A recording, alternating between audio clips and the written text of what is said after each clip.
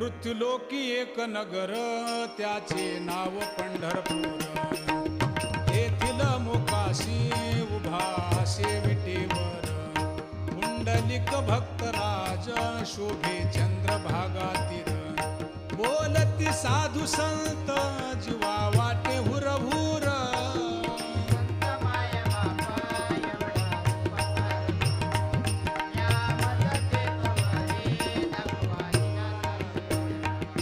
मज नाही हात पाय